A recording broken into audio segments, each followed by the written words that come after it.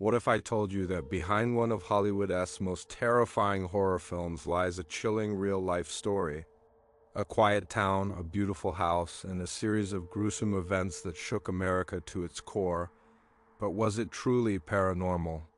Or just a clever hoax? Today, we uncover the truth behind the Amityville Horror, and trust me, you'll want to stay till the end to decide for yourself. On the quiet southern shore of Long Island, in a small town called Amityville, there stands a house that has become one of the most infamous homes in America. At first glance, it looks ordinary, even charming, a large Dutch colonial with crisp white siding, black shutters, and two distinctive quarter-moon windows that peer from the attic like unblinking eyes. To a casual passerby, it could be just another suburban dream, the kind of place where a family might build a life, raise children, and grow old together. But behind those walls, history tells of something darker, stories of violence, whispers of evil, and claims of supernatural terror that still linger half a century later. The tale begins not with the haunting, but with a crime. Before there were rumors of demons and restless spirits, the house at 112 Ocean Avenue was simply the DeFeo family home. Ronald and Louise DeFeo lived there with their 5 children, Ronald Jr., better known as Butch, Don, Allison, Mark, and John Matthew. On the surface, they appeared to be the perfect suburban family, but beneath that image was tension, conflict, and secrets that no one outside the home could fully see. It was the early morning hours of November 13, 1974, when the illusion of normalcy was shattered forever. In the darkness of that night, Ronald DeFeo Jr., then only 23 years old, walked through the house armed with a rifle. Methodically, room by room, he murdered his entire family as they slept in their beds. His parents first, then his siblings. 6 lives taken in a matter of minutes, their bodies left in the stillness of the rooms they would never leave again. When the crime was discovered, it shocked the nation. Amityville was not the kind of place where such horrors happened. The DeFeo murders became front-page news, and Ronald Jr., the lone survivor, was quickly arrested. His confession was chilling in its simplicity. He admitted to the killings, though his reasons shifted over time. Sometimes he spoke of rage toward his father, sometimes of voices in the house that urged him on. In court, his defense team argued insanity, suggesting he had been influenced by something far beyond his control. But the jury did not accept the supernatural as an excuse. He was convicted of 6 counts of second-degree murder and sentenced to life in prison. The house stood silent after the trial, its windows staring out at the quiet street as if nothing had happened. Neighbors avoided looking at it for too long. People whispered about it in hushed voices, as though even speaking of it might stir something inside. For over a year, the house remained empty, carrying within it the heavy silence of death. And then, in December of 1975, a new family arrived. George and Kathy Lutz, newly married, were searching for a place to begin their life together. Kathy brought with her 3 children from a previous marriage: Daniel, Christopher, and Melissa, known as Missy. When the house at 112 Ocean Avenue came onto the market, it seemed almost too good to be true. The spacious property, complete with a boathouse and swimming pool, was priced far below its value. The realtor explained with the tragic murders that had occurred inside. But the Lutzes, perhaps charmed by the house's beauty or dismissing the past as just that the past decided it was the right home for them. They moved in just before Christmas, carrying hopes of happiness into rooms still stained by history. But within days, the dream began to unravel. Strange sensations seemed to settle in the air, cold spots that could not be explained by winter drafts. Unfamiliar odors that came and went without cause, doors and windows opening or closing on their own. George, who had once been easygoing, grew irritable, withdrawn, almost obsessed with the fireplace, as though an unseen chill pressed into his bones. Kathy reported vivid, disturbing dreams. The children complained of voices, of unseen companions, of shadows that shifted when no one was there. At first, they tried to explain it away. New house jitters, the stress of moving, the power of suggestion after hearing about the murders. But the experiences grew harder to ignore. One of the most unsettling events involved their daughter, Missy, who began speaking of a friend only she could see, an entity she called Jody. Sometimes Jody appeared as a pig with glowing red eyes, watching her from outside her bedroom window. Other times, Jody was simply a voice that no one else could hear. The Lutzes reached out for help, eventually turning to a local priest to bless the house. He agreed, walking room to room with holy water, speaking prayers meant to cleanse the home. But in one upstairs bedroom, he claimed to hear a voice telling him to get out. He left shaken, warning the family that the house was dangerous. From that moment, the tension deepened. George began waking at exactly 3:15 a.m. each night, the approximate time when the DeFeo murders had occurred. He would rise from bed, compelled to check the house, walking the halls while the rest of the family slept uneasily. Kathy reported feeling embraced by unseen arms, her body sometimes marked by welts or scratches when she woke. Doors ripped from hinges, slime oozed from walls, shadows stretched against the light in unnatural shapes. The Lutz family claimed that over the course of just 28 days, the house drove them to the brink of madness. They described events so terrifying that even recounting them later brought back fear. Then, in late January of 1976, they fled the house, leaving behind their belongings, never to return. It was after their departure that the story truly took on a life of its own. Reporters, investigators, and paranormal researchers descended on Amityville. The Warrens, Ed and Lorraine, the famed demonologists, came to the house, claiming to sense a powerful, malevolent presence. Photographs taken during their investigation allegedly showed ghostly figures peering from the shadows. Books were written, films were made, and the legend of the Amityville Horror was born. But almost immediately, questions arose. Skeptics pointed to inconsistencies in the Lutz family's accounts, suggesting exaggeration or outright fabrication. Critics argued that the story was a hoax, crafted for publicity and profit. The Lutzes maintained their experiences were real, even under intense scrutiny. To this day, no definitive explanation has settled the debate. Was the Amityville Horror a genuine haunting or one of the most elaborate fictions of the 20th century? What cannot be denied is the way the story captured the imagination of the world. The house at 112 Ocean Avenue became more than just a crime scene or a home. It became a symbol of the unknown, a canvas upon which people projected their deepest fears. About death, the afterlife, and the possibility of evil beyond human comprehension. And so, the legend begins here, with blood on the floors and whispers in the walls, with a family destroyed and another driven away, with the line between fact and fiction forever blurred. The true story of Amityville may never be fully known, but the echoes of what happened in that house continue to resonate, as though the walls themselves are unwilling to let the past rest. When the Lutz family abandoned 112 Ocean Avenue, they did so with such haste that they left behind clothes, toys, and personal belongings. The house sat once again in silence, but it was not an ordinary silence. For those who had heard the Lutz's story, that house had become something else entirely, not just a place, but a presence.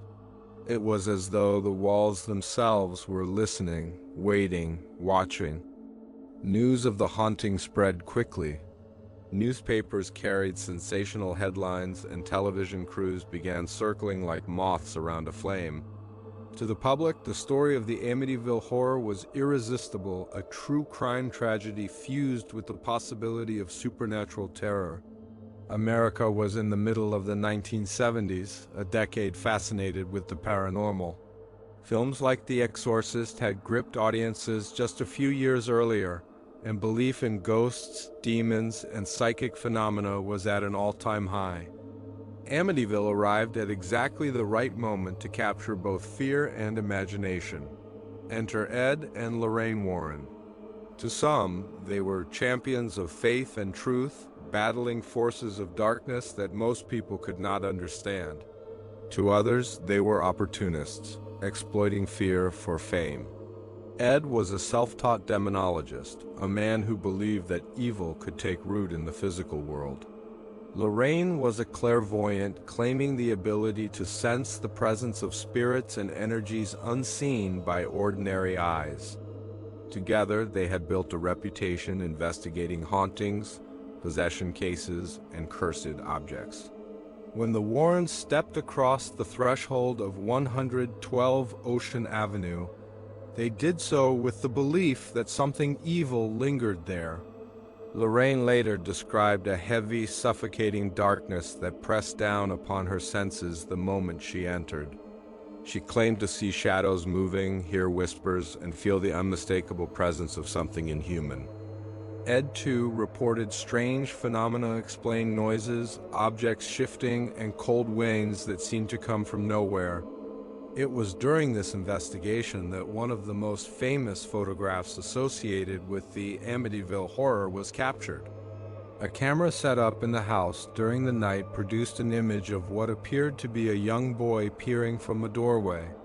His eyes were bright, glowing white in the flash, his form eerily reminiscent of one of the murdered DeFeo children.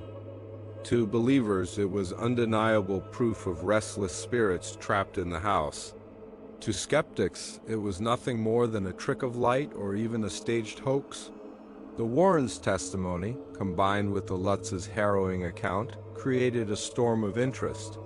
Soon, authors Jay Anson and George Lutz collaborated on a book, The Amityville Horror, A True Story. Released in 1977, the book became an instant bestseller, presenting the Lutz's 28 days in the house as a chronicle of terror. Readers devoured its pages, their imaginations ignited by the idea that ordinary suburban life could mask such extraordinary horror. Hollywood was not far behind. In 1979, the Amityville horror film was released, cementing the legend in popular culture. Audiences shivered as the movie recreated the cold spots, the mysterious voices, and the red-eyed pig that had haunted the Lutz family. The film became a massive success, launching sequels, spin-offs, and an entire franchise.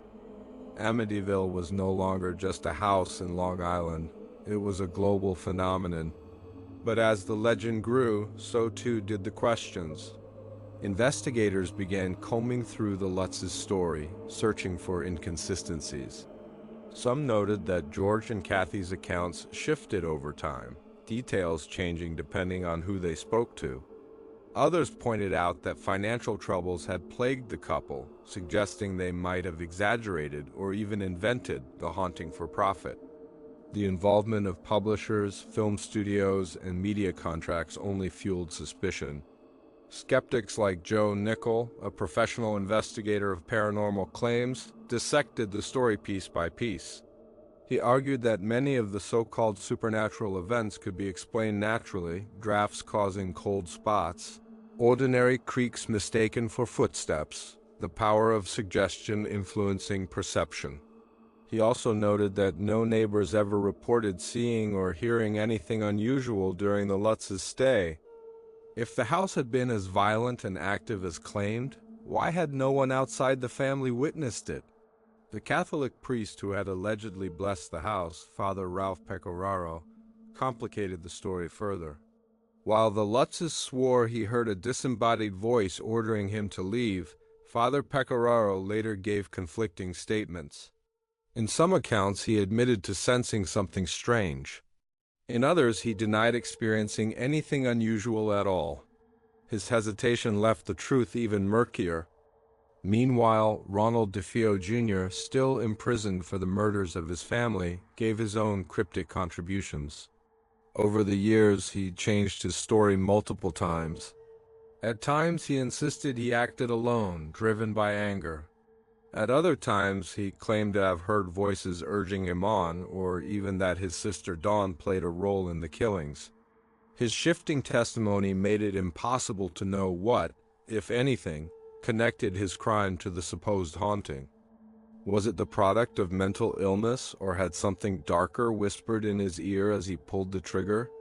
Yet for every skeptic who dismissed the Amityville Horror as fabrication, there were believers who swore the house was tainted by something unholy. Paranormal investigators recorded odd electromagnetic readings inside. Psychics described visions of hooded figures, of restless spirits unable to move on. Some claimed that the land itself was cursed, built upon an ancient Native American burial ground, a theory with little historical evidence, but one that fit neatly into the narrative of a house doomed from the very beginning. The result was a story that could never quite be contained. To those who believed, the Amityville Horror was proof that evil was real, that darkness could seep into the very walls of a home. To those who doubted, it was a case study in how tragedy, imagination, and commerce could combine to create a myth. What everyone agreed upon, however, was that something about the house at 112 Ocean Avenue struck a nerve deep in the cultural psyche. The legend was now larger than the truth. Whether the house was haunted or not almost didn't matter anymore. What mattered was that people believed it could be. And once a story takes root in the public's imagination, it is nearly impossible to tear it out. The Amityville Horror had become something timeless, something unshakable. But beneath the fame, the films, and the frenzy, the question remained, what, if anything, truly happened in that house? Was it all an invention, carefully crafted to profit from tragedy? Or had the Lutz family really encountered forces beyond understanding? As the years passed, the mystery only deepened. The house itself would change hands, repainted and renovated, but never entirely free of its reputation. Each new owner was asked the same question: is it still haunted? Some laughed and dismissed the idea, saying they experienced nothing unusual. Others refused to speak at all, as though silence was safer. And so, as the cameras faded and the investigators left, the house returned to its quiet vigil on Ocean Avenue. Its windows stared out at the street, two black eyes watching as the world debated its secrets. For those who believed, the evil still lurked within. For those who doubted, it was nothing but wood, brick, and shadows. But whether real or imagined, the story of Amityville had already secured its place in history. In the wake of the Lutz's flight from 112 Ocean Avenue, the story of Amityville grew far beyond the family that had first told it. The book was selling in the millions, the film was climbing box office charts, and the once quiet neighborhood found itself transformed into a destination for the curious and the fearful. Reporters camped outside the property. Tourists slowed their cars to a crawl, staring at the quarter-moon windows as though expecting something to look back. Neighbors grew tired of the attention, their lives disrupted by the endless fascination with the so-called haunted house. But while the public consumed the legend, the people at the center of it were drawn into legal battles.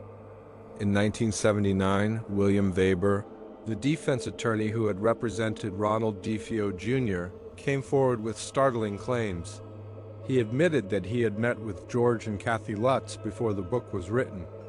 According to Weber, they had discussed ways to dramatize the story, ways to turn the haunting into something marketable. He alleged that the tales of slime, of glowing-eyed demons, of supernatural voices had been exaggerated over bottles of wine. The Lutzes, however, flatly denied this version of events, maintaining that what they had endured was genuine. The lawsuits piled up. The Lutzes sued Weber, Weber sued the Lutzes, and disputes erupted between authors, publishers, and filmmakers. Each side accused the other of fabricating details, profiting unfairly, or misrepresenting the truth. For the courts, the question was not whether the house was haunted, but whether money and contracts had been mishandled. Yet for the public, Each lawsuit only deepened the suspicion that the Amityville Horror was less about spirits and more about profit. Meanwhile, the house itself stood as an ever-present reminder of the story. After the Lutzes, new owners moved in, determined to live their lives in peace. Some dismissed the supernatural claims outright, insisting that their only problem was the endless parade of gawkers stopping to take photographs. Others stayed silent, unwilling to say whether they had experienced anything unusual within those walls.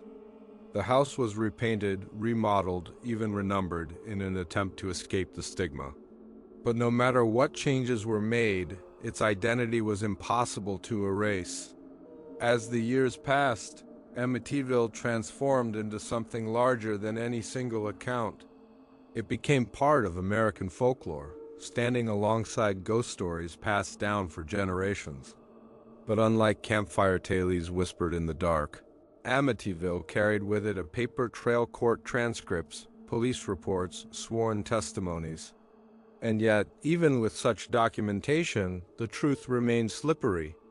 Believers argued that the consistency of the Lutz's story, the testimony of the Warrens, and the infamous photograph of the ghost boy all pointed toward something real. Skeptics countered with equal force, highlighting contradictions, financial motives, and natural explanations for each phenomenon. The divide was no longer just about a single house, it was about the very nature of belief itself. Why do people cling to stories of hauntings? Why do we crave the possibility of forces beyond our comprehension?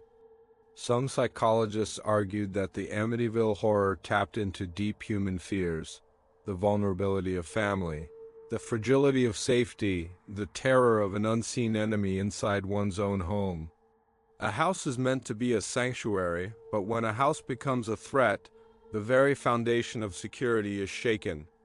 Others saw it as a cultural mirror. The 1970s were a turbulent time in American economic uncertainty, political scandal, a nation disillusioned after war. Paranormal stories offered both escape and catharsis. They allowed people to confront fear in a controlled way, to believe in something bigger, stranger, and perhaps even darker than themselves. And Amityville was the perfect storm, a true crime tragedy merged with the possibility of the supernatural. It had the weight of death and blood, but also the mystery of ghosts and demons.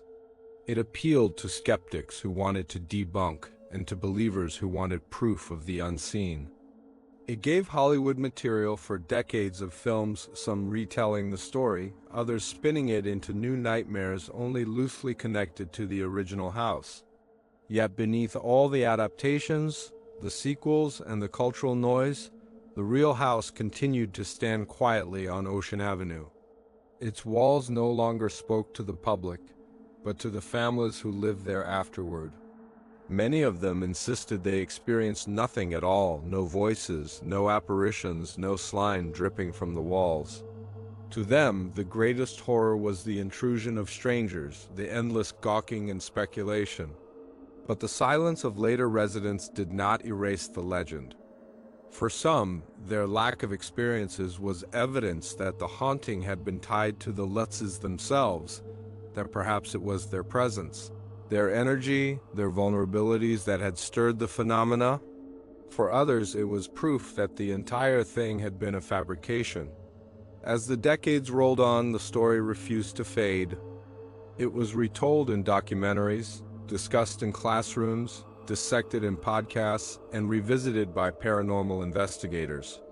Every few years, a new detail emerged, a new interview surfaced, a new theory was proposed. The legend of Amityville was like the house itself. It refused to die. And somewhere between the belief and the doubt, between the horror and the hoax, lay the unsettling truth that no one outside those walls will ever fully know what happened in December of 1975. The DeFeo murders were undeniable, carved into police records and tombstones. The haunting, however, would forever remain trapped in a liminal space, half believed, half dismissed. The Amityville Horror was no longer just a story of one family. It had become a story about us, all about what we choose to believe, about the power of fear, and about the thin line between reality and legend. And as the years stretched on, the house remained standing, its black-eyed windows gazing out over Ocean Avenue, silent and inscrutable, as though daring the world to make up its mind. By the 1980s, the Amityville Horror had already secured its place in popular imagination. The book was still selling, the 1979 film had terrified audiences worldwide, and sequels were rolling out in rapid succession. Each new installment twisted the legend into something stranger, darker, and often further from the original events. Yet the appetite for Amityville never waned. It wasn't just a house anymore, it was a symbol. It was shorthand for haunting, for possession, for evil lurking behind the suburban facade. To say Amityville was to invoke an entire atmosphere of dread. The cultural timing was perfect. America was hungry for ghost stories, for tales of demons and the supernatural.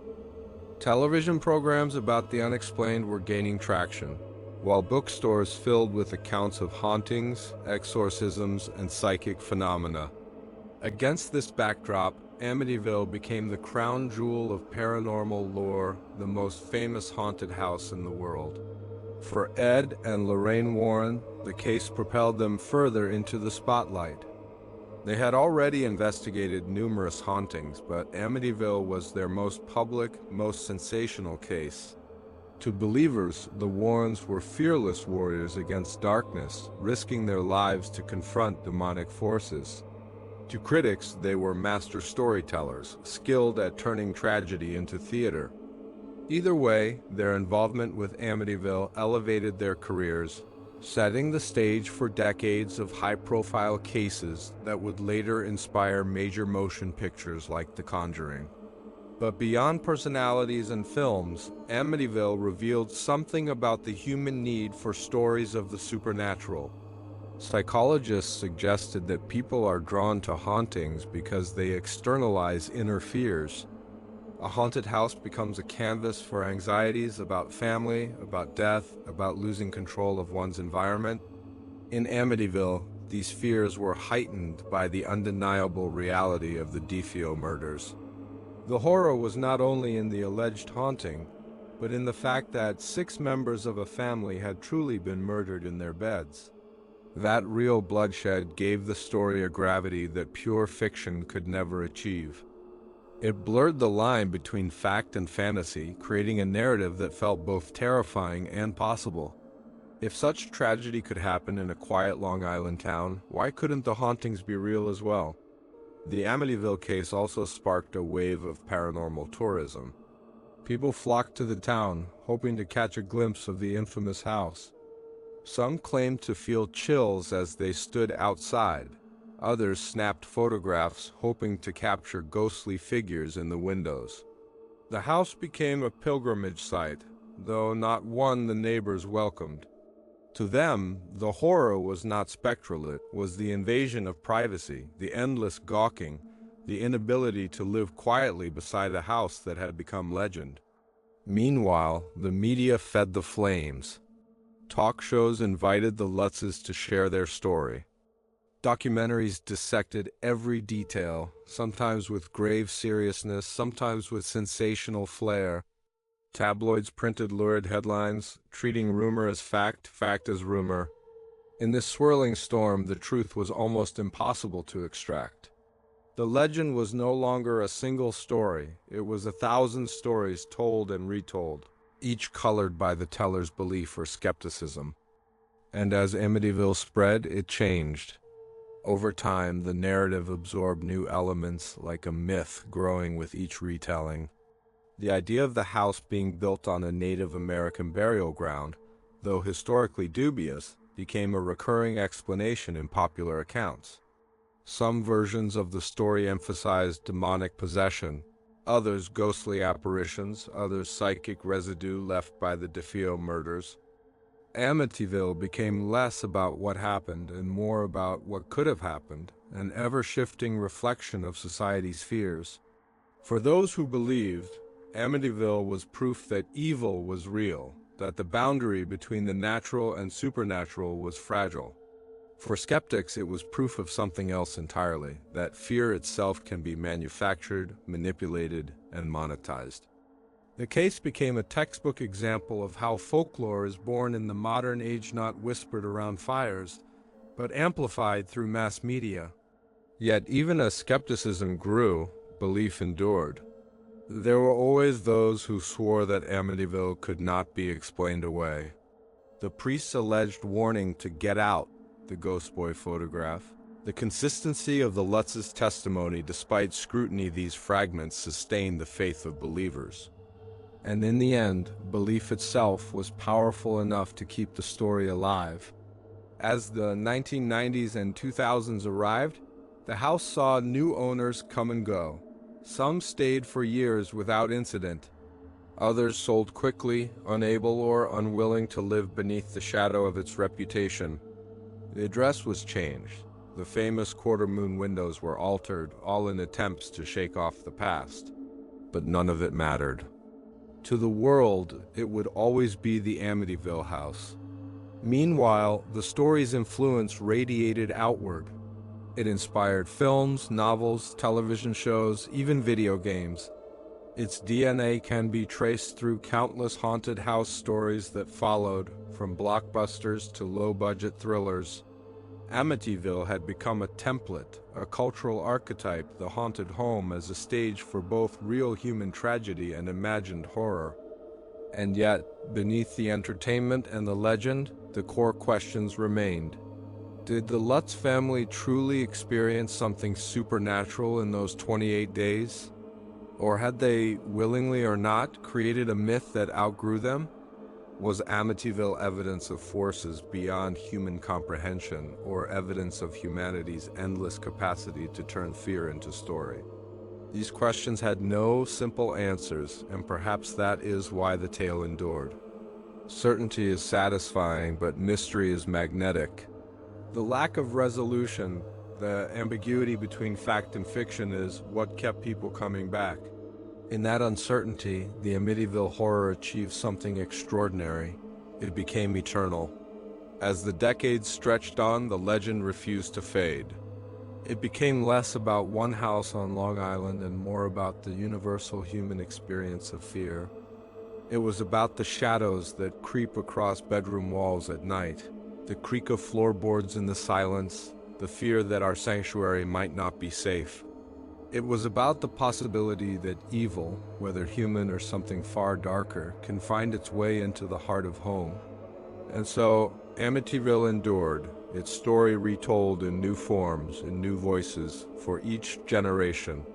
Fact or fiction, truth or hoax, it no longer mattered. The legend was alive, and legends have a way of outlasting everything else. The decades passed, but the story of Amityville never truly left the public eye. The house itself, standing quietly on Ocean Avenue, became almost like a character in its own right, both infamous and misunderstood. It changed owners many times, its paint colors shifted, its iconic quarter-moon windows were altered, and its address renumbered in an attempt to dissuade curiosity seekers. But no matter how many changes were made, it remained recognizable. To the world, it would always be the Amityville house. Journalists continued to revisit the case, each generation of reporters digging through old police records, court transcripts, and interviews, searching for answers.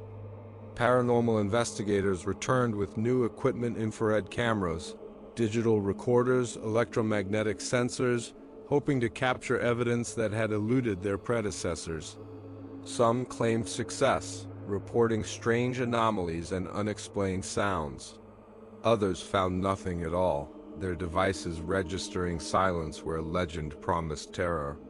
The debate between believers and skeptics hardened into two opposing camps.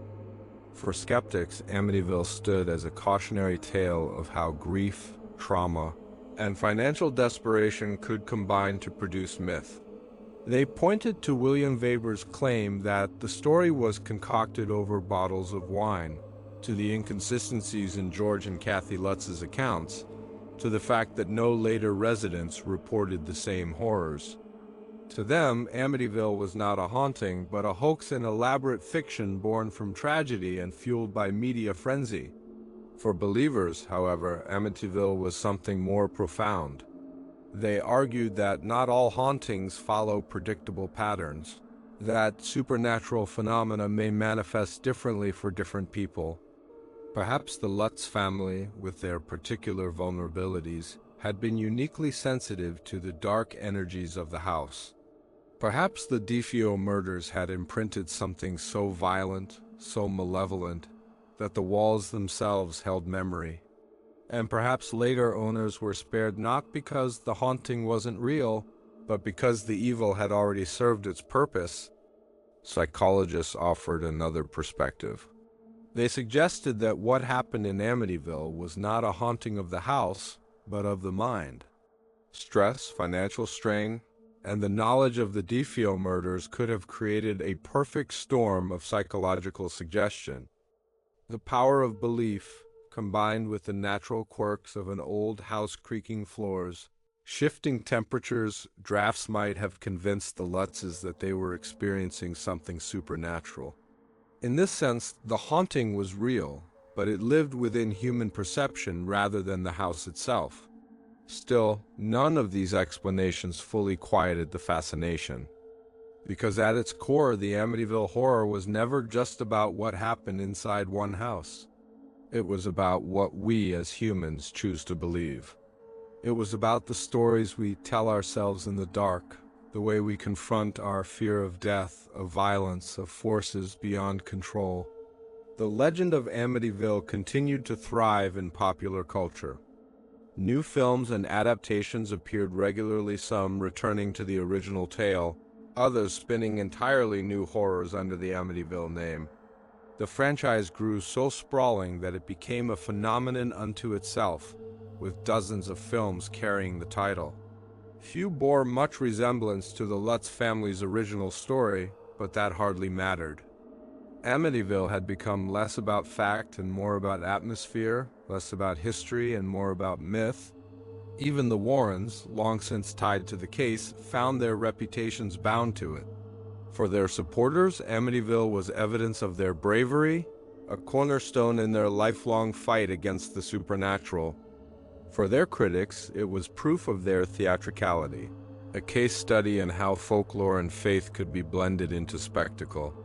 Whatever one thought of them, the Warrens' connection to Amityville ensured that the story would live on in new forms, even inspiring modern films like the Conjuring series that introduced their exploits to a new generation. Yet amid the books, films, and debates, the real human cost often faded into the background. At the center of everything were the DeFeo's 6 lives ended in violence, a family forever destroyed. Their tragedy was the spark that ignited all that followed, and it is easy to forget that before there was horror, there was loss. The Amityville Horror, no matter how exaggerated or disputed, rests upon the undeniable reality of that November night in 1974, and so, the house stands as both a crime scene and a canvas. To some, it is proof of evil, to others proof of human imagination, but always a reminder of how fragile our sense of safety truly is. A home is supposed to protect, to shield us from the chaos outside. But in Amityville, the home itself became the chaos, the source of terror. That inversion of sanctuary is what gives the story its enduring power. Today, the house is privately owned and its residents seek peace. They live their lives not as characters in a horror movie, but as people who simply want a home. For them, the haunting is not spectral, but cultural, the endless intrusion of strangers, the whispers of a story they did not ask to inherit. Yet even with gates, fences, and renumbered addresses, the legend persists. People still drive past, still take photographs, still lower their voices when they speak the word Amityville. And that is perhaps the truest haunting of all. Not ghosts, not demons, but memory. The memory of a crime, of a family broken, of a story told and retold until it became larger than life.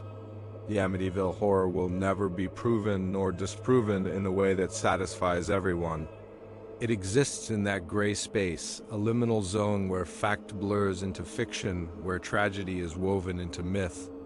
In the end, the Amityville Horror is not just a question of whether a house was haunted. It is a mirror reflecting back our fears, our doubts, our hunger for mystery. It is a story that reminds us how fragile truth can be, how easily it can be reshaped by imagination, belief, and the passage of time, fact or fiction. The answer depends on who you ask, and perhaps that is the point. The true story of the Amityville Horror may never be settled, but its legacy will endure as long as we continue to look into the dark, to listen for whispers in the silence, and to wonder what waits for us in the shadows of our own homes. So now you know the shocking story behind the Amityville Horror. But the question is, do you believe it was real or just fiction? Let me know your thoughts in the comments and tell me which mysterious case or character you want me to cover next. Don't forget to hit like, share this with your friends, and subscribe for more true horror stories that will keep you awake at night.